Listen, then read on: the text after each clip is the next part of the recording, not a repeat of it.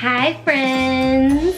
So today I'm going to be doing a love and relationship Q&A. I asked Twitter and I asked Instagram to see if you guys had any questions that you wanted me to answer in regards to this topic.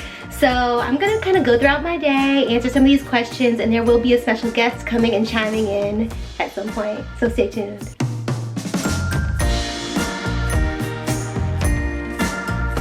This is my look for the day.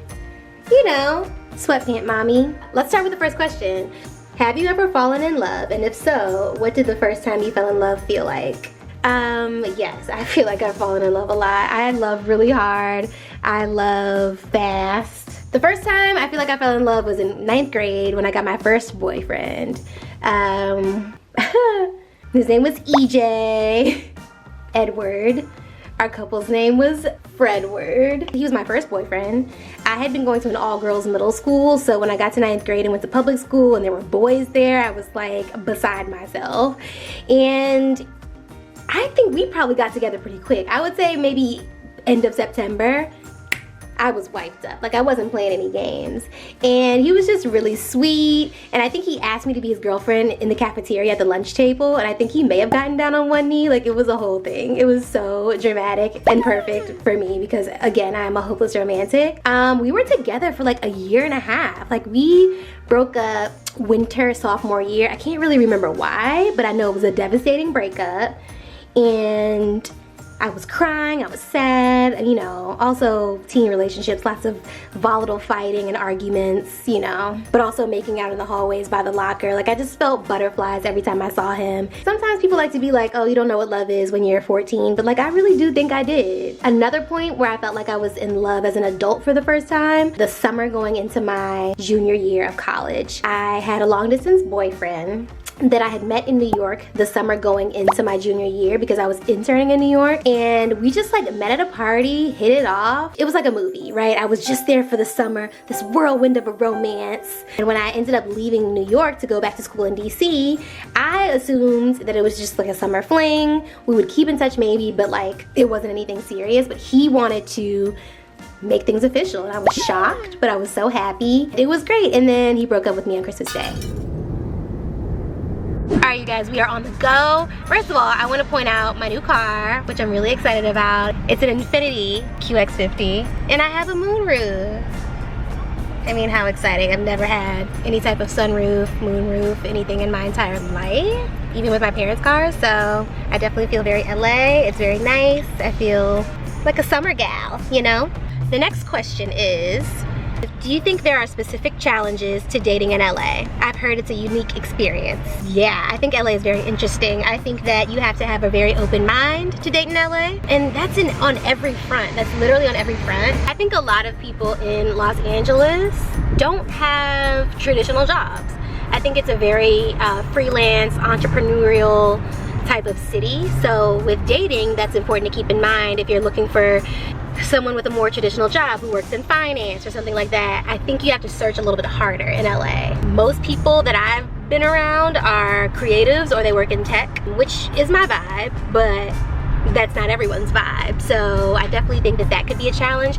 I also think that people just are a little bit less traditional when it comes to dating in LA. There are a lot of people who are involved in open relationships or poly or may not do things in a traditional way. And I think that that's important to keep in mind when you're meeting different people. Like, not everyone has this one particular way of living. I feel like you're either like a lemonade person or an iced tea person. I would definitely put myself in the category of a tea person. Arnold Palmers are good too, tea and lemonade mixed, but I will rarely order lemonade. I actually will never order lemonade. I went to Tender Greens and I got this greens juice. All right, now I'm about to go visit a friend and she's gonna chime in on some of these questions. But what is my worst dating experience? I mean, I haven't had a ton of like traumatic, crazy first dates, but I mean, there's one guy that I met on Hinge and he was super cute to me. We went downtown to this like food festival that they have every Sunday called like Smorgasburg. I don't ever say it right, but it's like Smorgasburg. They have it in New York too. And it was like such a cute little experience. My first time going to this food festival in LA. Yeah, I definitely am used to the guy paying on first dates at least, and he didn't do that. I didn't like think too much into it. But then I was like talking to him about like, oh yeah, you know, the normal questions. Where do you live? Sorry about this crazy lighting. Why is this lighting this way? I'd asked him where he lived and he was like, yeah, like mid-city is where I live. Do you live with a roommate? Do you live alone? And he was like, oh, I live alone. Somehow I ended up asking questions enough to where he felt the need to come clean and was like, actually, I'm living in my car right now. You know, I haven't been in LA for that long, so I'm just kind of like in my car. Okay, you know, we all have our own journeys, fine. So I asked a follow-up question. I was like, okay, cool. Like, do you have a ideal area you would want to live in? Like, once you are able to like get an apartment? And he was like, you know, I don't really want to spend money on rent.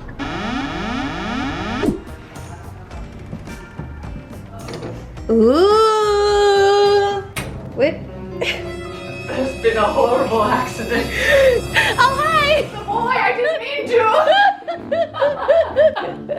This looks like Darragh's remains. Yeah, that's all that's left of him. You know, he didn't have much on the insides. He was a DJ after all. Everyone say hello to your favorite Kelsey Darragh. There's only one. There's only one. She's hot. She's wearing a cute little sweatsuit. Target. Sweatsuit mommy. Okay, but when you compare it to yours. Oh, please. Shove the Louis right in my face, down my throat. Oh my God. See, there it is. I love her. The only reason I got it is because I was just trying to be like Kelsey. That's fine. She's lying. She's lying. Oh. He just cracked it too. Fun fact, Freddie has, this is gonna sound weird, Freddie has my favorite mouth of anybody's mouth. You know this. I tell you this all the time, you have my favorite mouth. Your teeth, your smile. That is so interesting. She's like, that's crazy. So crazy. Tell us, how did you get such great teeth? You know, this is the thing. I feel like everyone else, and you know, we always like overanalyze our own selves. Like to me, I have very imperfect teeth and want to get Invisalign. There's like some If you do, I'm gonna punch you and make them the way they are again. So, next question is. Oh, you already answered some? I've answered some already. Oh my gosh, she's a professional. You know, I'm just trying to like Freddie gives switch it up. really good advice. During your time at BuzzFeed, was documenting your relationships for content difficult? Did it put unnecessary strains on you and your partner? And how does it differ from doing this type of content on your own on your channel now? Tea. I know. You went through this. I did go through this. One thing about BuzzFeed is that when people find out that you're in a relationship, it immediately goes to content in their brain, which like couples content does well, right? Like it's a thing that people like to watch. It's relatable. But it's definitely something where it's like, it was a little bit of pressure. It was like, you know, people would ask like, will you and Paul be in this? Will you and Paul be in that? And it's like, Me and Paul aren't speaking right now. You Right. can ask Paul. Right. So private. And it's really private with the people that I care about and love. And like, the internet is just such an unpredictable place based on what people will say about you or the people that you love. And people would make comments about him that I just was like, Ready to fight. why? Yeah. You know, and so then I stopped doing them because I just was like, y'all, You don't deserve right, him, like okay? I'm opening up my private life for you guys and you're being rude, so fine. I think there's a big difference between people that are daily vloggers, because I've just heard horror stories about people that stay in a relationship longer than they should because it's the part of the brand. Yeah. Whereas we got to separate ourselves a little bit, but we still have to face that public facing persona. Like I remember when Jared and I first started dating, I talked about him on the podcast, but I gave him a pseudonym. I called him La DJ. Yeah. And so no one knew who he was. But then I said who he was and we almost immediately broke up because he was being a dumb bitch. And then it was like, oh, now everyone knows all this awful, horrible, dirty I've been talking about for the last few months. Yeah. And he didn't like sign up for that. Right. He did give me consent to like go public with our relationship, but I think it's tricky. Like now you're in a really good spot because you have a perfect boo. So tall, so cuddly, sweet. Very sweet. Ladies, if he wants to, he will. And he does. And he does. And he does. Yeah. It's very nice to see someone do for you what I know you're particular. She loves to call me picky. I would say Particular. Now, am I picky, the Oprah meme? Are Am you I picky or are you particular? And that's okay. Yeah. And I just was like, oh, Freddie, she's got like such high standards. He meets them. So how do you feel about putting him in your content? Because this is a big deal. This is like a moment here. We're like setting you up for like. We are. I mean, I definitely plan on doing like vlogs for my channel, and he is a big part of my life, so he will be in them. I mean, well, I have to talk to him about it first. Oh yeah, there's another party. There's another party about it. Yeah, but I think that he's fine with being involved, and he's also like funny. Like I think he would be great on camera. He's so cute. And so he will be like a part of, you know, some of my vlogging, and because he is a part of my life, and I don't want to like completely. But are you gonna show the bad stuff?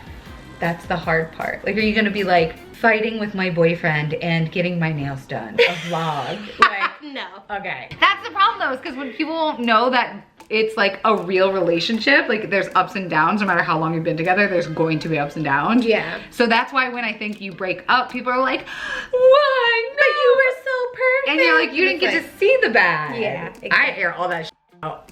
I was like, he's a dumb I'm a hoe. We're both other people. It's a bad idea. You guys, this is only going down in flames. So then when it happened, I was like, oh, see? Have love languages played a part in your relationship and how you guys show affection with each other?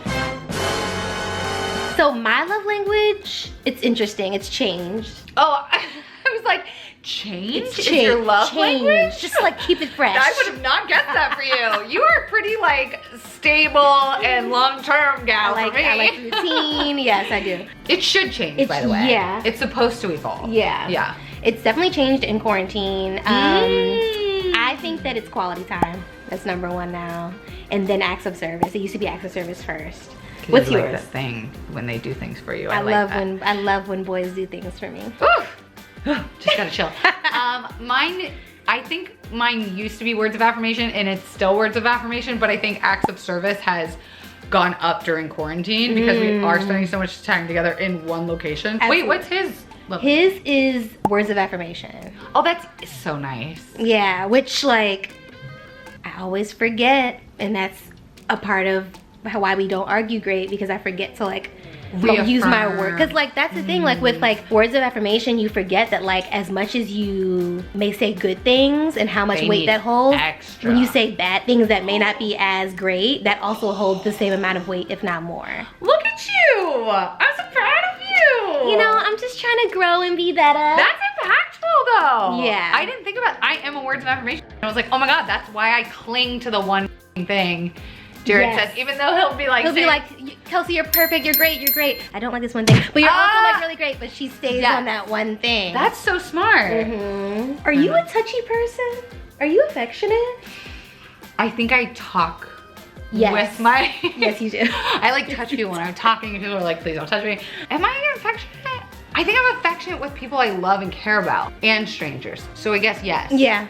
So you don't have a problem, you don't struggle with the physical touch thing with him? No. Okay. Oh, and I have no problem also being like, get the fuck off me. Got you, and he'll be like, cool, cool, cool, cool, cool. But the next question is, what's your couple thing? Something y'all love doing together. You go first, you go first. Okay, so we love playing Uno. What? Yes. Nerd. We're such nerds. We've like actually started an Uno deck collection and just collecting a bunch of different Uno decks. Oh no, if you guys ever break up, you're never gonna play Uno again. It's gonna be really sad. But That's it's like really it's our favorite thing to do. Can you play Uno with two people? Yeah, that's what most people say. I'm like, no, we play it, it's perfect. Reverse is just skip the other person. Skip is just skip. Yeah. That's actually really fun. Jared and I play Settlers of Catan together, but we have to play it online because you can't play it with just two people. It's very nerdy. I feel like Devin plays that with her friend group. They are definitely Settler of Catan people. Shout out to my Catan host. Okay, so is that your couple thing? That is totally our couple thing. And I would say because of, oh my God, look how embarrassing this is. Are you white or are you white? If you have a photo like this, you're a white bitch. We also like to ski. Oh, how embarrassing for us. My mom sent me that and I was like, no, please. This is so cute. How funny, but we just thought it was so funny how high Jared got. Like it looks photoshopped. This isn't like complimentary to my skin tone. Because you're pink? Because I am so Where is she? Wearing this, I would Literally, where is she? What's one of your biggest turnoffs in a partner? Like, what's the thing that really just ticks you off? I need like a physical one and like an emotional one. True. Okay. Yeah. Physical would be Ooh. bad teeth. I don't know if I've ever dated anyone who doesn't have beautiful teeth. You have see, this all goes back. Or like a pretty smile. Yeah. I haven't experienced this, but I would be mortified. Like someone who just doesn't smell Oh my great. god, that is like my biggest insecurity because I had a boyfriend tell me once I didn't shower enough and I didn't know what he meant by that. And I was like, do you mean I smell? Do you mean my feet are dirty? Because like I never wear shoes. My feet are always just, they're gross. You know, they're just, but someone's about to off to that immediately. Too aggressive. The biggest turn on for me is when a masculine traditional male shows stereotypically feminine things. Like especially in a group, like if I'm at a bar and I see a guy like at the bouncer or something, I'm like, I would never. Got it. So you don't like a cliche in that way. Yes. We get it. It's like we get it. So It's like so let's insecure. Yeah. It makes me see your insecurities and like we all have trauma, but you haven't clearly addressed yours. But when a man does like a stereotypically feminine thing, like is nice to the waiter or like isn't afraid to admit he's emotional or has cried, I'm just like, I am wet for that. I love when a guy. I love sensitive softies. There it is. Oh my god, that was easy. See how cute we are? Oh my gosh, look, wow. Why are we the cutest? We're the cutest. This, if you get motion sickness, sorry, but this is great for us. I'm so comfy. And you'll fall asleep out here. Yeah. With the Do you sun going sleep out down, here? I take naps all the time. This is so nice. It's like being in the womb again. Right? It feels so cozy. This year's been hard, okay? Any advice on how to stop feeling insecure about a long stretch of singlehood? What a fantastic question. Okay, society. She's ready, folks. There is nothing more that society tries to make us feel bad for than being alone. And the word alone itself invokes so much negative emotion, just like loneliness, depression, sadness, weakness. And it's like being alone can be the most empowering experience of your life if you just decide to not accept society's depiction of what singledom should be. I had the most incredible fun getting to know myself single, and I'm sure it's so much harder right now because of the pandemic, but I promise you, as you know, like everyone gets vaccinated, we get herd immunity, it probably feels 10 times longer than it actually is right now. Well, what's your longest stretch of singlehood that you've experienced? Years before Jared. It was probably I guess 4 years. When did you I forgot. I'm like, let's not sweep that under the rug. I forgot. I genuinely forgot. I'm like, 4 years, huh? I totally forgot about that relationship. I secretly dated someone at BuzzFeed. Y'all found out who it was. In between and my previous boyfriend, it was probably 2 years. Okay. I mean, that's significant. Am I a serial monogamous? I think so. I'm a serial monogamist who likes to be in open relationships. Right. It's the best of both worlds. That's what it is. It's the same with bisexuality. I could do anything. That's true. The longest, I mean, before my boyfriend now, it's been almost 4 years that I've been single. Completely. What? But you had little things. I had little things. You had little blips. Things. Little insert all the sounds we can. Like, what I liked the most about my single time was like, I feel like that's honestly when like my career really took off, to be honest. So much done, dude. I got so much done. Like I was like, I started feeling the momentum of it is hard, of my like career moving forward. And like, I was like, okay, well, I'm gonna use this time. And don't get me wrong, I was sad. I like being in relationships, but I like being in relationships with the right person. You're not wasting your time or energy. Yeah. I think like if you're not feeling confident right now and you know it's just the environment and it's not you, it's just what's happening in the world, do like a nude photo shoot. Yeah. Like get some nudes ready. I did a ton of photo shoots during that period of time too. Yeah, you have content. I actually did a TikTok where I was like, Are you more afraid of being single than you are uncomfortable in a relationship that you know is not right for you? And like, if you're okay with being uncomfortable and knowing it and just keep playing the game, like, by all means. But I think you're totally right that there is a framework which we think a breakup, I'm just like, so there's a framework at which a breakup is supposed to go a certain way. Like, it's supposed to be like this Taylor Swift record moment. Right. And I think, I have this theory that like, what if we decided to break up when things were going just, like when you're both just kind of like, it's not great and it's not awful. Yeah, but like, it's just like, what if we could walk away from this healthy and friends? But then you have to make a commitment not to f them anymore. Yeah, because then that's when things get messy. And then you're just right back in it. Breaking a long-term relationship with someone who did not do anything wrong. She has answers. I do. I think a lot of times we think of breakups as like, this person called me out of my name and kicked me out of the house and threw my clothes on the front lawn and like on fire. And you're like, man, you should report a crime. A crime has been committed. I would love to start a narrative about like healthy breakups and like how sometimes the person doesn't have to do anything. It's just not working. Right. Breakups are harder when the person isn't actively mean to you, right? But you're sometimes not I'm mean. like, I'm not. I mean, I can be. You can be. But I definitely think I've grown. Like I've grown a lot, and I know that words have power, and I want to make sure like then there's stuff that you can't take back. Right. You know what I mean? Yep. So it's like, speak wisely, because like even if you apologize for something, that is still going to be in that person's mind. Yeah. And then if that person's love language is words of affirmation, I'm gonna remember it and get it tattooed. Yeah, exactly. And the other thing is like, you never know how the other person's gonna react to a breakup. So even if like they didn't do anything wrong, they might want a concrete answer, and I think that they deserve that. Right. They deserve a straightforward conversation of reasons. You can't just be like, I don't know, I'm just not happy. I'm just like, well, then go to couples therapy, go fucking work on yourself. Like, there's a million other things you can do. It has to be relationship specific if you're going to break up with someone that's like hasn't done anything wrong. Yeah. Whether it be, I just don't feel chemistry anymore and I'm unwilling to try to re-spark this. Or force it. Yes. Yeah. Or you're like interested in someone else. Like, I think it's important to leave that person with something, even if they did nothing.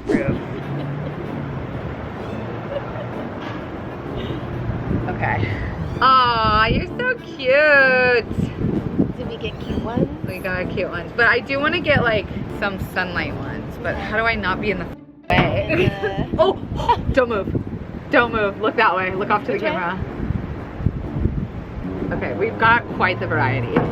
Wow, that was quick. I guess the wind picks up a little bit. It does. Sheesh. Okay, back inside, back inside. Oh wow, I mean, even the light in here. Oh my gosh, everyone look at Kelsey's amazing bedroom and her amazing cat. So dirty. Is it? Let me flip it up a little bit. Sorry, Leah. Do you have a time frame for dating without a ring before you call it quits? Wow. Yeah, I mean, I would love a ring.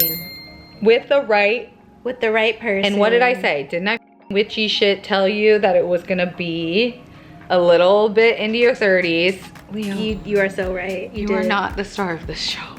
He is like involved. I love it. Wow, like a little Nikki mole rat. He's so like. Okay, you know how everyone says their cat is like a dog and that their cat's the best cat? I really do have the best cat, and I'm not just saying that. You are. Your cat's like a dog. My cat is not like a dog. No. My cat is the most cat The most cat ass. Yeah. Cat having cat. Truly. She hates everyone and everything and like barely shows love. And it's like, you're going out of town, thank God. I thought you'd never leave. So true. But she's so pretty. We both turned 31 this year, which is crazy. Your birthday was so fun. It was such a nice day out. Made it so nice with your with a pinata. I feel like your friends were like, Kelsey and Jared brought me a pinata, tied it up on the tree branch, and we just like went to town in the park. What was in my it? birthday. Candy? Candy. I think it was just candy. Okay, because I did also do a pinata. Yes. One had adult things in the other one, and I'm not talking about butt plugs. I'm talking about medical thing. At this point, I'm dating with intention, and so I really want to be married. Like I do. I want to start a family. Oh, you're gonna have the best wedding. your dress, your color scheme. Well, you know, we were just talking. I'm like, do I want a wedding or I want a house?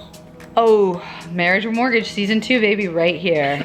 You're looking at mortgage and probably marriage. Marriage? I think 2 years. I think 2 years before engaged. I think 2 years. You think for everybody? For me.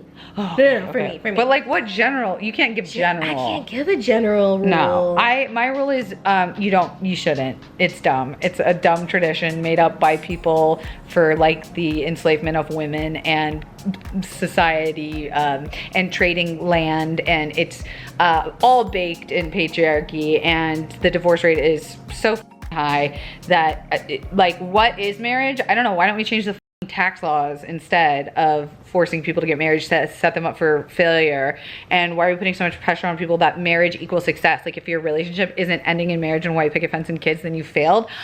No thank you. Who's going to Burning Man this year? Me. Who's also not married this year? Me. Who's going to Costa Rica? Me. Like I'm happy. Okay? And ladies and gentlemen, she has spoken. I'm sorry, but don't you think it's true? No, I like think it's if true. you're not married, people consider your relationship like weird. Yeah, they do. They're like, you've been together 8 years? Oh my God, you must be dying.